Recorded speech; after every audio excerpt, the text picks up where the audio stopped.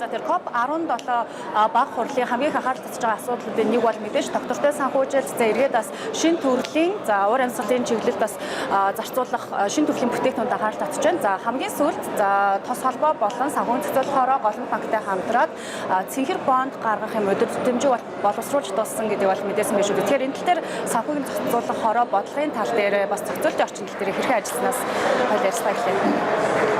Санхүүгийн зохицуулах хороо хөрөнгөний зах зээл дээр ялангуяа санхүүгийн хөрөнгөний зах зээл дээр арилжаалагдж байгаа хөрөнгө оруулалтын хэрэгслүүдийг төрөлжүүлэх тал дээр бол онцгой анхаарч ажиллаж байгаа. За түүний гол одоо анхаарлын төвд байгаа нэг бүтээгдэхүүн бол энэ нийгмийн доктортой хөгжлийн буюу ногоон бондууд, ногоон санхүүгийн хэрэгслүүдийг бол гаргахад онцгой анхаарч байгаа.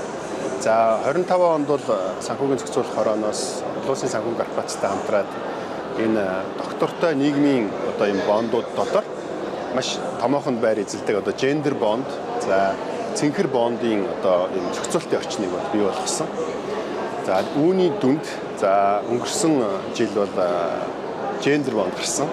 Эмэгтэйчүүдийн санхүүжилтийг дэмжих одоо тийм зорилготой гендер бонд гарсан. За бид бүхний нэг гол харж байгаа зүйл бол ерөнхийдөө энэ дэлхий дээр олон улсын хөрөнгөний зах зээл дээр нийтдээ сүүлийн 10 жилийн хугацаанд энэ нийгмийн доктортой хөгжлийн бондууд гаргалт бол одоо 20 дахин нэмэгдсэн байгаа. 20 дахин. Өөрөөр хэлбэл 2015 онд 53 тэрбум долларын одоо доктортой нийгмийн бондууд, ногоон хөгжлийн бондууд олон улсын зах зээл дээр гарсан бол сая 25 оны жилийн байдлаар нийтдээ 1.1 их найд долларын ийм бүтээгдэхүүн дэлхийн санхүүгийн зах зээл дээр гарч арилжаалагдсан байна л да. Тэгэхээр энэ бол одоо сүүлийн 10 жилийн хугацаанд 21 дахин нэмэгдсэн ийм одоо үзүүлэлттэй. Бид бүхэн бол ногоон гэдэг юм уу доктортой хөгжлийн одоо бондууд, санхүүгийн хэрэгслүүд, үйлчлэгээ, бүтээгдэхүүн үйлчлэгээ гэж маш их ингээд ярьж байгаа. Гэтэл энэ дотор яг энэ усны санхүүжилттэй гэдэг тийм ээ. Усны нөөцийн менежменттэй зүй зохистой одоо хөрөнгө оруулалтыг хийх болцоотой. Усанд одоо цэвэр усанд санхүүжилт хийдэг ийм чухал ийм бондын нэг төрөл бол blue bond гэдэг байгаа. Blue bond гэдэг. Монголоор орчуулбал одоо цэнхэр бонд гэх юм уу, хөх бонд гэх юм уу тийм ийм хэлбэрийн бондууд. За Монголд бол энэ төрлийн одоо бонд бол ерөөсөө гараагүй. Бүртгэгдээгүй. Бид бүхэн бол зохицуултын орчныг бол өнгөрсөн жил хийсэн. За энэ хүрээнд бол дотоодын нэлээд томоохон аж ахуйн нэгжүүд, санхүүгийн томоохон институцүүд бол энэ чиглэлээр нэлээд манлайлж ажиллаж байгаа. За тэгээд доктортой санхүүжилтийн холбоо, за олон улсын санхүүгийн корпорац бол энэ дээр маш сайн бид бүхэнд бол хамтарч ажиллаж байна. Ялангуяа энэ доктортой одоо нийгмийн төрлийн бонд, түүн дотроо энэ гендер бонд гэдэг юм уу,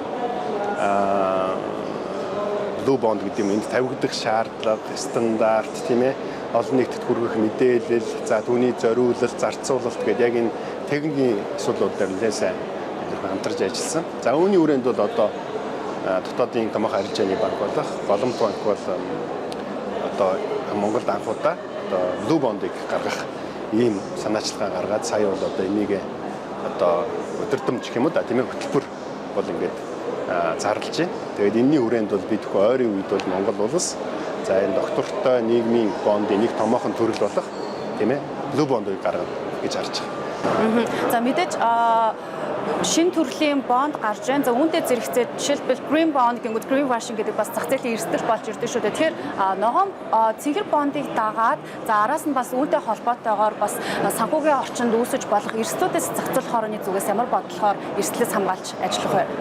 Ер нь бол энэ blue bond-ыг бол нэлээд томоохон ялангуяа санхүүгийн байгууллагууд, институцүүд бол гаргадаг ийм нийтлэг жишгтэй. За ялангуяа одоо бол тодорхой энэ бонд гэдэг юм уу санхүүгийн хэрэгсэл бол тухайн компани бизнесийг дэмждэг, тухайн компани ирээдүйн бизнест хөрөнгө оруулдаг. За тийм зорилготой шүү дээ. Тийм хөрөнгө оруулалтын хэрэгсэл. За тэгээд иргэд бол хөрөнгө оруулагч нар тухайн санхүү хэрэгсэл хөрөнгө оруулаад тэднээс тодорхой өгөөж аваад явдаг. Гэтэл энэ одоо нийгмийн бондууд, ногоон бондууд за ялангуяа энэ blue bond-ийн гол онцлог бол хөрөнгө оруулагч ямар за мэдээж энэ бол тодорхой хугацаатай хүүтэй байгаа тийм ээ. За тэндээс бол өгөөжөө хүртэнэ, хүүгээ авна. За хоёр дахь зах зээл дээр ханшийн зөрүүн дээрээс одоо зарж борлуулах боломжтой мэдээж тийм ээ. Хөрөнгө оруулалтын чухал хэрэгсэл боловч хамгийн чухал зүйл бол нөгөө иргэд хөрөнгө оруулагч энд ирээдүйд хөрөнгө оруулаад байгаа. Ирээдүйн байгаль орчиндөө, ирээдүйн экосистемдээ, ирээдүйн цэвэр усныхаа нөөцт тийм ээ хөрөнгө оруулаад байгаагаар маш чухал. Өөрөөр хэлбэл энэ бондын анханасаа гарч байгаа зориулт нь бол ерөөсөө байгалийн одоо баялаг үндсэн одоо ус чандам нэрдэнэ гэдэг тийм ээ. Тэгэхээр тэр усны хөрөнгө оруулалт, цэвэр цэнгэг усыг хөрөнгө оруулах. За усыг дахин цэвэршүүлэх тийм ээ. Дахин ашиглах гэдэг ингээд усыг дагсан маш олон төрлийн хөрөнгө оруулалтууд хэрэгтэй, санхүүжилтүүд хэрэгтэй байдаг. Тэгэхээр энэний санхүүжилтэд зөвхөн зориулагдгаараа энэ төрлийн бүтээгдэхүүн маш чухал. За нөгөө талаар бол мэдээж энэ бондууд бол дандаа олон нийтэд нээлттэй гарна. Олон нийт нээлттэй гарна. Тэгэхээр олон нийтэд нээлттэй гаргаж байгаа бондыг бол санхүүгийн зохицуулахаар бол нэлээдгүй одоо хөрөнгө оруулагч нараа худалдаж авдаг болохоор эрсдлийнхэн түвшин нэлээд хяндаг, үздэг юм байж байгаа.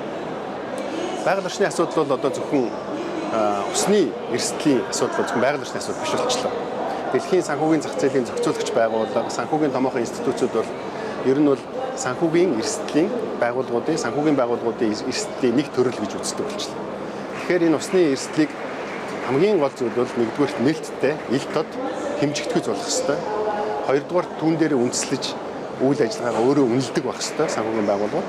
Тэгээ гуравдугаарт нь бол энийг энэ эрсдлийн менежмент дээр үндэслэж шийдвэр гаргадаг байх ёстой гэж үзэж байгаа. Тэгээд энэ төрлийн процессор усны эрсдлийг санхүүгийн одоо салбарын нэг эрсдэл гэж үзээд үнэлэх ёстой. За нөгөө талаас бол та илүү эрсдлийг асуусан учраас энэ бүтээгдэхүүний эрсдлийг бол бид бүхэн мэдээж олон нийтэд гарч байгаа санхүүгийн эрсдэлээр бол одоо андреатрийн компани тийм ээ, үнэлгээний компани, за аудитын компани, хуулийн фирм гэдэг мэргэжлийн гол институтууд ажиллаж баталгааг нь гаргадаг. За санхүүгийн зохицуулахаар бол олон нийтэд санал болгож байгаа бүтээгдэхүүнийх нь одоо энэ мэргэжлийн байгууллагууд ажилласан, олон нийт толилдуулж байгаа мэдээлэл нь үнэн зөв үү гэдэг дээр бол хяналттай ингээд ажилладаг байгаа.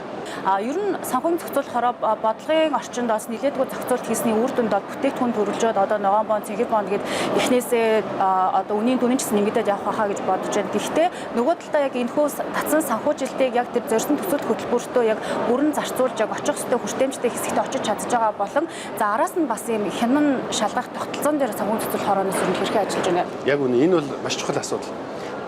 Олон нийтэд санал болгож байгаа бүтээгдэхүүн дээр үнд цаасны проспектус гэж бүтээгдэхүүн гаргадаг. Үнд цаасны проспектус буюу манайхан бол үнд цаасны танилцуулга гэдэг. Тэгэхээр тэр танилцуулган дээр суурилж хөрөнгө оруулагч нар хөрөнгө оруулдаг. Танилцуулган дээр энэ татсан хөрөнгийг юунд зарцуулах вэ гэдэг маш тодорхой бичдэг. Маш тодорхой бичдэг. Тэгэхээр татсан хөрөнгийг зориултын дагуу ашиглах үүрэгтэй үнд цаас гаргагч компани бол.